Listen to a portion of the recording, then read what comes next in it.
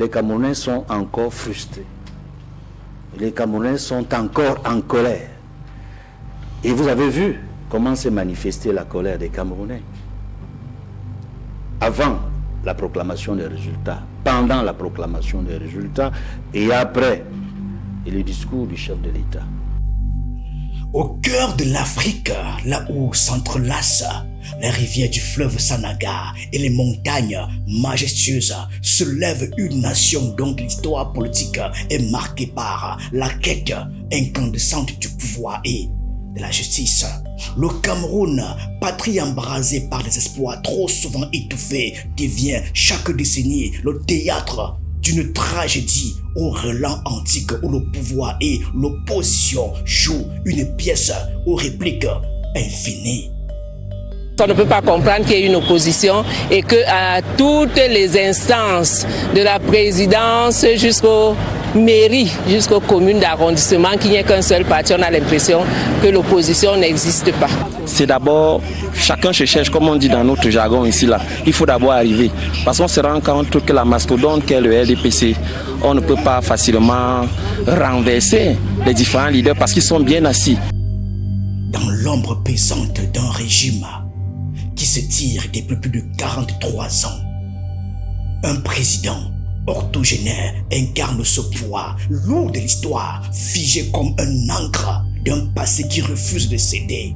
Ce pays tout entier retient son souffle, porté par une lourde atmosphère, celle d'une élection attendue, espérée, presque inévitable. Parmi les cris étouffés par leur fatigue et l'usure, les espoirs ardents d'un peuple combatif jaillissent encore, porteurs d'une lumière fragile mais farouche. À l'âge du patriarche, qui aura encore plus de la peine à assurer le suivi des promesses effectuées. Et je crains, parce que nous nous trouvons dans une situation de tension très forte. Dans cette crise post-électorale, les Camerounais s'interrogent, se posent beaucoup de questions. Parce qu'ils ont le sentiment, comme Monseigneur Klida l'a dit dans sa dernière sortie, que leur choix n'a pas été respecté, que leur choix a été méprisé, qu'ils n'ont pas été entendus. Et ça ne rassure pas, ce n'est pas un discours qui rassure. Le duel désormais se hisse au rang de tragédie grecque moderne. Un affrontement épique entre un passé immobile et une possible nouvelle ère, entre la rancune étouffée et la promesse d'une libération. Ici séjoue l'avenir d'une nation face à ses démons, dans ce théâtre brûlant où chaque instant semble suspendu à l'étreinte du changement. Mais pour comprendre pleinement les racines profondes de ce combat acharné, il faut remonter au fil du temps, jusqu'à cette aube du 1er janvier 1960, ce jour où un souffle de liberté semblait enfin caresser les terres du Cameroun, éveillant les cœurs et les âmes à une promesse nouvelle, une promesse d'indépendance célébrée dans l'allégresse porteuse de l'espoir fervent d'un peuple assoiffé de dignité et de souveraineté. Aïdjo appartient à cette génération d'anciens présidents et chefs de gouvernement qui ont été en fait installés par le régime colonial et surtout par Charles de Gaulle. Amadou Aïdjo, premier président élu, s'imposait alors comme le visage officiel de cette ère naissante pourtant. Sous le vernis éclatant de cette liberté retrouvée, la réalité dévoilait rapidement des ombres plus profondes, annonçant les défis et les contradictions d'un pouvoir à venir. Qui savait que gouverner aussi, c'est gérer les hommes. Donc il était très proche, n'est-ce pas, des citoyens, parce qu'il faut connaître ceux qu'on gère. Donc il rendait visite, on le voyait, il était abordable. Il a symbolisé justement une nouvelle espérance pour les peuples qui avaient été en lutte, notamment au Cameroun, où ça a été le combat pour l'émancipation a été extrêmement dur. quelqu'un qui a beaucoup lutté pour l'unité nationale, même s'il a utilisé parfois des méthodes brutales. C'était quelqu'un qui aimait bien son pays. C'était quelqu'un qui faisait tout pour défendre les intérêts de son pays, mais c'était aussi quelqu'un qui gérait le pays avec une main de fer. Ce rêve grandiose d'un Cameroun uni, fort et libre, se transforma peu à peu en un régime de fer où les voix dissidentes étaient systématiquement réduites au silence. La Constitution de 1960, loin d'ouvrir les espaces démocratiques réels, sert à consolider un pouvoir centralisé, étouffe toute opposition naissante. La guerre larvée entre les tenants de l'autorité et les combattants de la liberté s'installe dans l'ombre avec l'élimination progressive des dirigeants indépendantistes comme Ruben Umnobe ou Ernest Wandier, brutalement assassinés ou exécutés.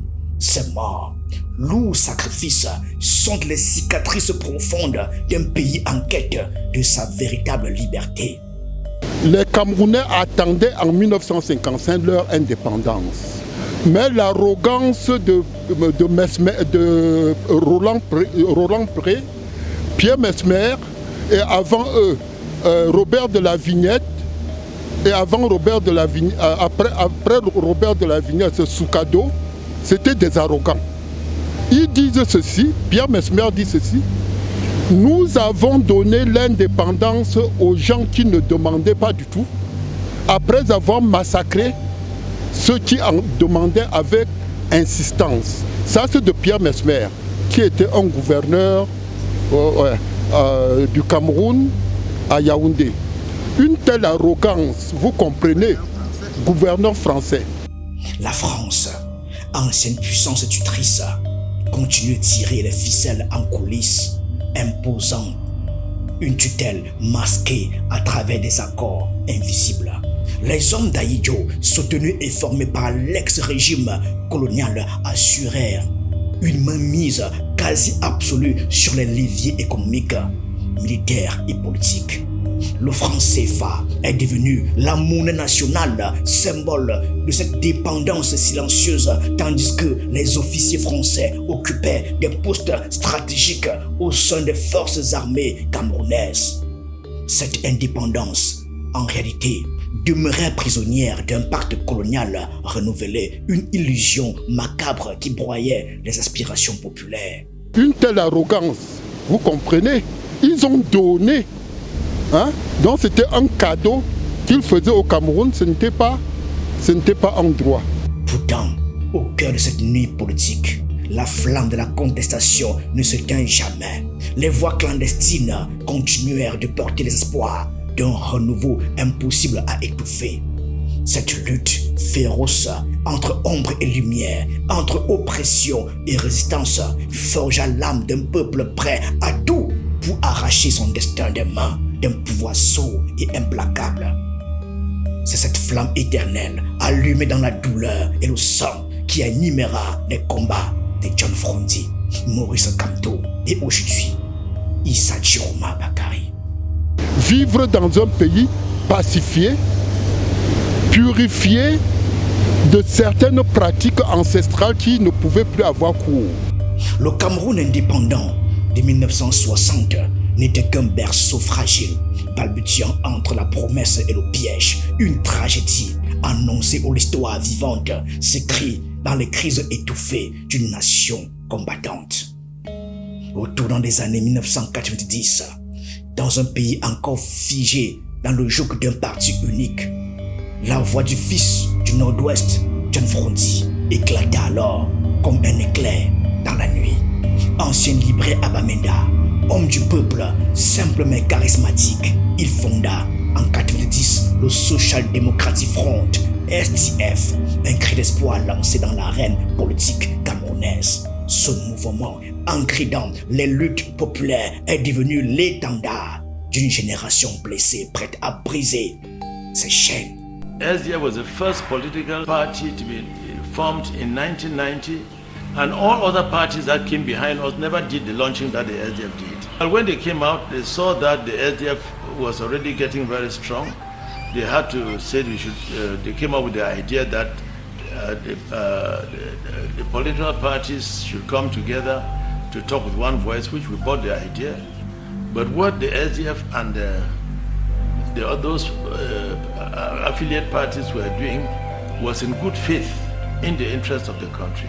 That was a good avenue for Cameroonians to sit down, discuss, debate, and look for the way forward for the country. Le 26 mai 1990 reste gravé dans l'histoire comme une date de défiance majeure. Frunzi mena une marche interdite à Bamenda, défiant un pouvoir prêt à tout pour maintenir son emprise. Son slogan en pidgin, sauf à don't finish, la souffrance est terminée, résonna alors dans les cœurs meurtris d'un peuple fatigué. Lors de la présidentielle d'octobre 1992, ce fut l'instant fatidique. Frunzi revendique avec puissance une victoire que le régime refusa de reconnaître. Officiellement, Paul Biya a remporté une maigre majorité de 40%. Mais pour beaucoup, la victoire avait été volée. La Cour suprême sous pression refuse de sanctionner les irrégularités majeures mises en lumière, laissant le diktat du pouvoir s'imposer.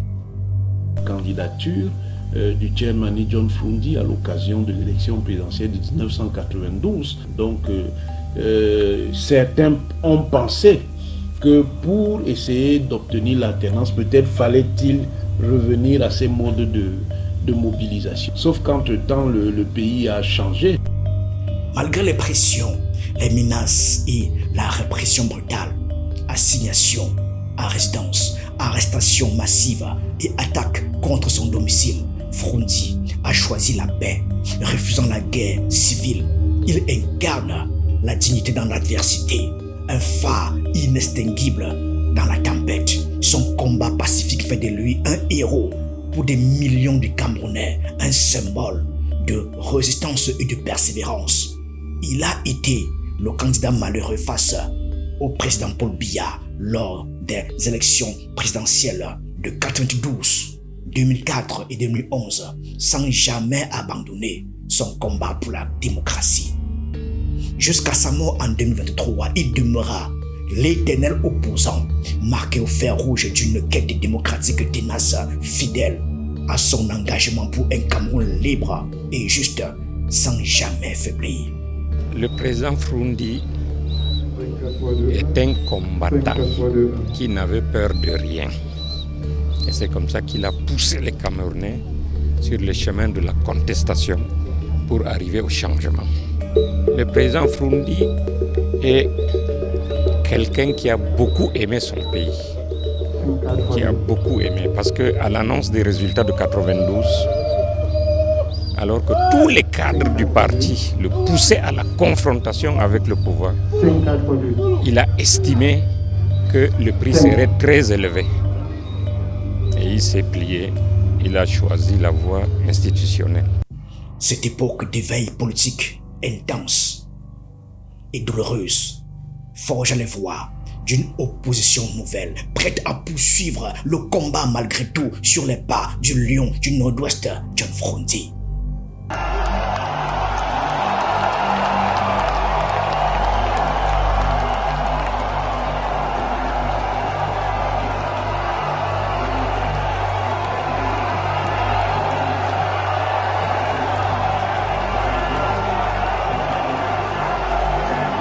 Maurice Kamto, l'homme à la démarche juridique, est bien plus qu'un simple avocat ou ancien ministre. Il est le porteur d'un nouvel espoir pour le Cameroun, un leader dont l'engagement va transcender la simple opposition pour devenir un acte révolutionnaire. En 2018, face à un pouvoir immobile et verrouillé, Kamto franchit une ligne rouge en revendiquant publiquement sa victoire à la présidentielle, défiant la longévité et l'ancrage du régime Biya qui dure depuis des décennies. Son acte fut une secousse politique retentissante. Officiellement deuxième avec 14%, ses partisans et lui dénoncent une fraude massive. Dès lors, le régime riposte avec une répression acharnée. Le 28 janvier 2019, Kamto est arrêté à Douala, sans mandat, dans une opération musclée orchestrée par les forces de l'ordre, emprisonné dans des conditions obscures. Privé de ses droits fondamentaux, il devient le visage du combat contre l'arbitraire. Malgré la détention, les intimidations et les accusations graves, rébellion, trouble à l'ordre public, hostilité à la patrie, Kamto reste inflexible. Ce procès inique, mené par un tribunal militaire, illustre l'étouffement brutal de toute dissidence dans un climat de terreur politique. Le Cameroun, qui n'est plus gouverné depuis longtemps déjà, est entré dans une phase de délitement. Plusieurs signaux, tant politiques, sécuritaires que socio-économiques et financiers, font craindre pour l'avenir de notre pays.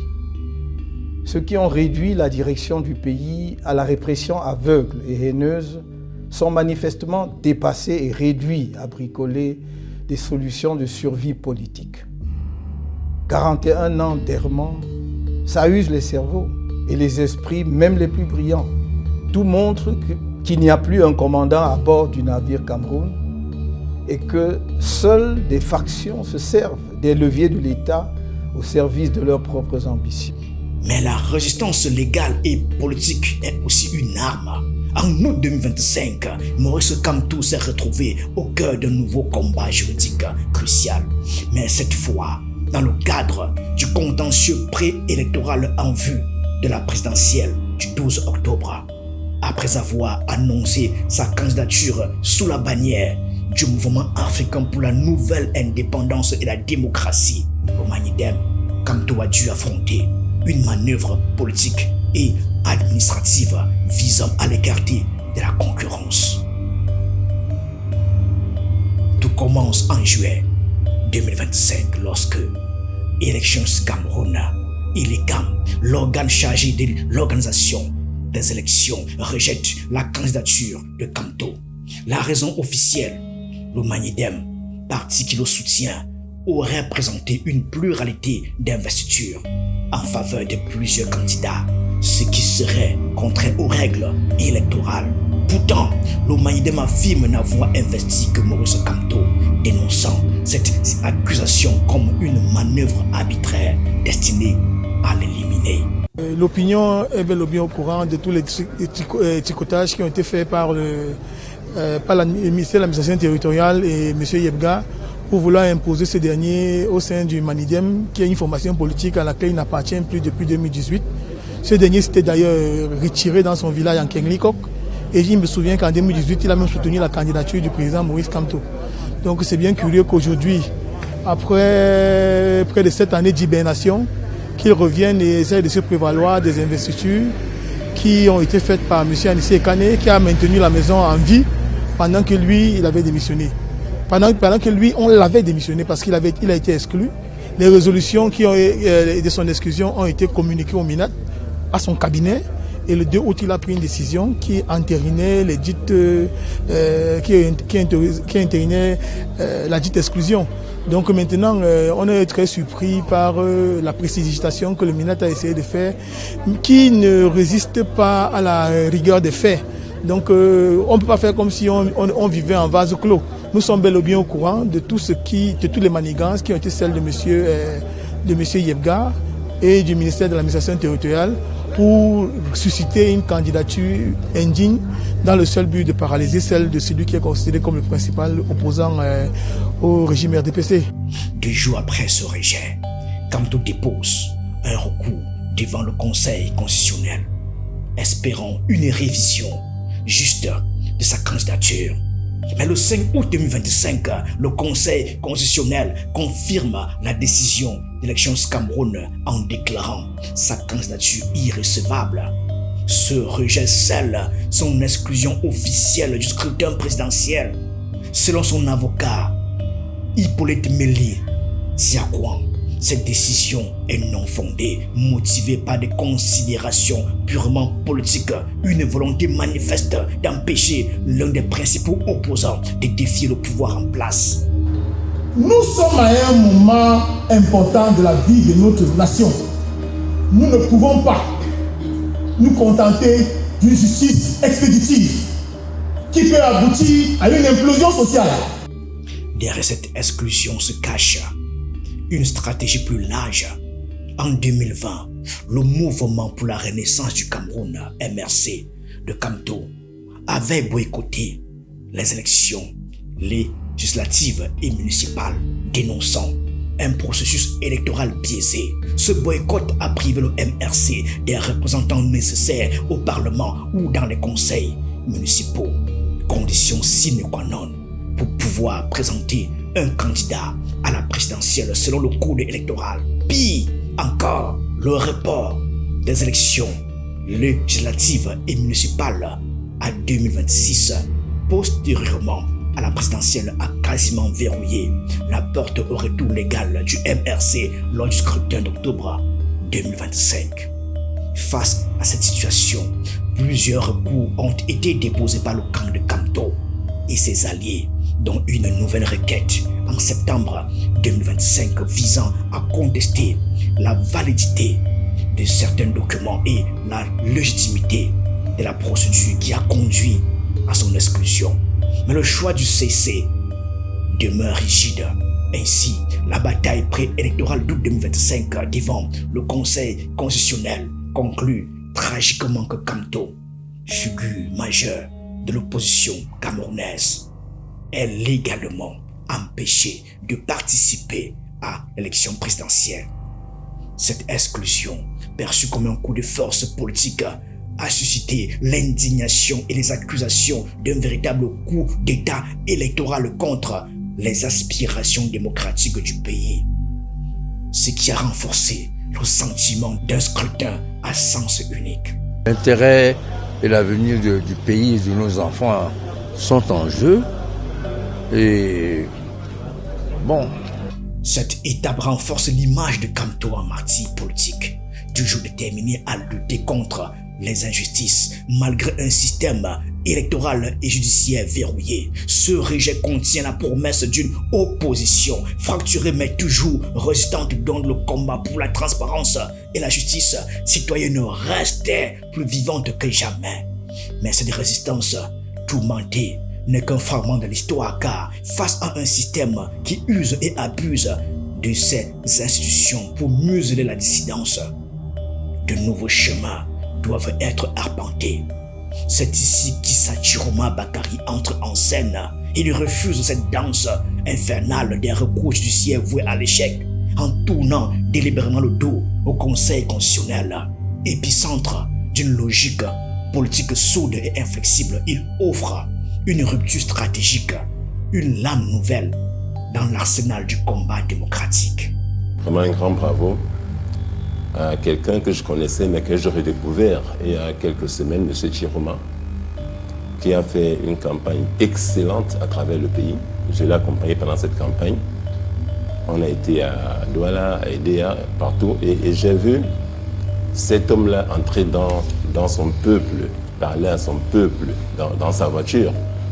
Parce que le meeting qu'il faisait, c'était pas qu'il se mettait à la tribune pour parler aux gens.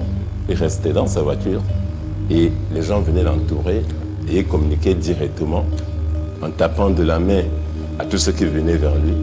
J'avoue que ça m'a plu de voir cet homme politique être l'homme du peuple, pas cet homme politique encadré par l'armée nationale, que personne n'a salué, à qui personne. Le Camerounais ordinaire n'a pas serré la main à M. Paul Biya lors de ce prétendu meeting qui en fait était une visite d'un chef de l'État à Maroua. Ainsi, alors que Kamto endure les affres de la répression du pouvoir, Chiroma choisit la voie directe, celle du peuple, celle du cri d'une nation qui veut se libérer sans consentir à des simulacres judiciaire. Issa Chiroma Bakary, l'homme inattendu, issu des confins du Nord, ancien ministre au parcours tumultueux et figure politique aussi intrigante que déterminée. Il incarne le dernier maillon d'une chaîne de contestataires que rien ne saurait briser. Guerrier silencieux et poète de la révolte, Il porte sur ses épaules l'héritage des luttes passées, mais aussi la flamme d'une nouvelle espérance, d'une colère contenue et d'une nation en souffrance qui refuse de baisser les bras.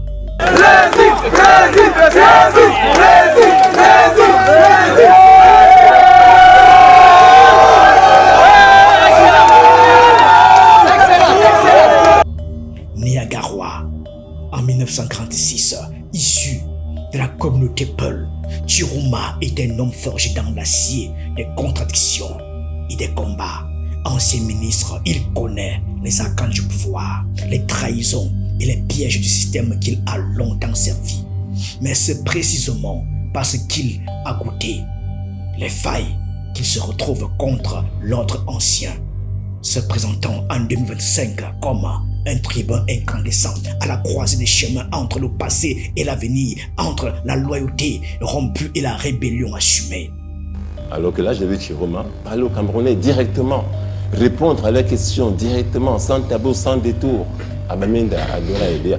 J'avoue que il faut dire à cet homme-là félicitations pour cette belle campagne et j'ai été très heureux de l'accompagner pendant celle-ci.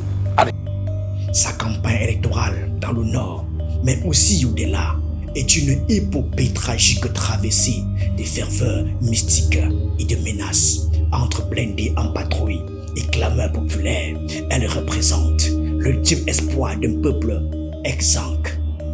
Le 13 octobre, au lendemain d'un scrutin chargé de tensions, il proclame avec une voix vibrante et remplie d'émotions sa victoire, défiant frontalement l'ancien président Paul Biya, symbole d'un régime gérontocratique au crépuscule. Cette revendication déchire le silence imposé, allume la mèche d'un soulèvement potentiel et cristallise l'espoir d'une nation blessée mais obstinée. Cette prise de parole n'est pas seulement celle d'un candidat, mais celle d'un peuple longtemps muselé, d'une colère aigre, concentrée en un cri révolutionnaire. Son acte s'inscrit dans la continuité tragique de ses précédents. Une flamme rebelle face à l'obscurité, une nation qui refuse de couper les chines devant la fatalité. Issa Chiroma Bakary devient alors le visage du changement impossible, l'incarnation d'une lutte qui dépasse les simples calculs politiques pour toucher à l'âme même du Cameroun profond. Dans l'histoire du Cameroun, il est le dernier héros d'une tragédie collective, celui qui, en défiant le pouvoir installé, porte l'espoir brûlant d'une révolution silencieuse, un combat lyrique et dramatique où chaque mot, chaque acte résonne comme un appel à la liberté. Issa Chiroma, lorsqu'il proclame sa victoire après le scrutin du 12 octobre 2025, ne peut ignorer l'ombre du Conseil constitutionnel. Comme ses précédents, il se heurte à une institution qui, loin d'être un arbitre impartial, agit comme le bras judiciaire du pouvoir en place. Le Conseil, présidé par Clément Atangana, figure nommée par Paul Biya, est régulièrement accusé d'une connivence avec le parti au pouvoir, le RDPC.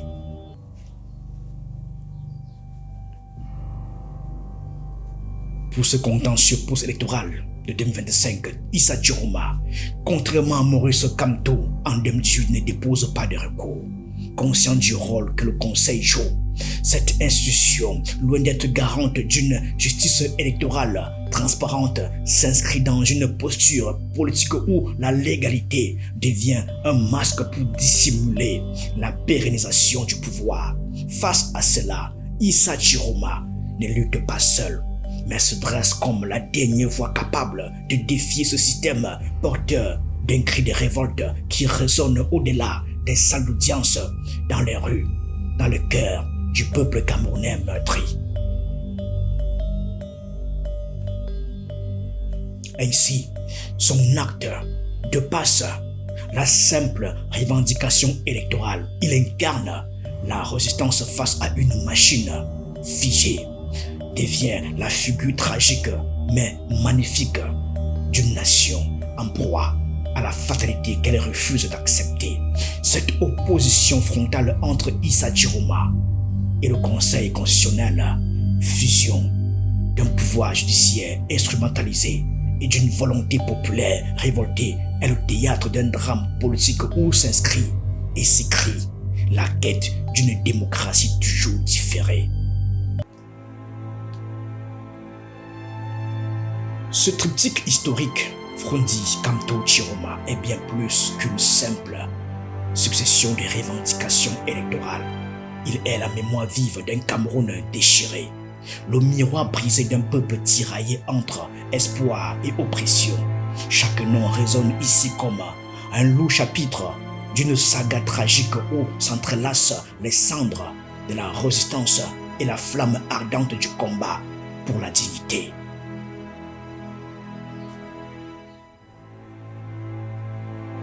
Derrière ces figures légendaires, des milliers de militants ont marché dans les ruelles obscures des villes et des villages, emportant avec eux les rêves brisés de leur famille.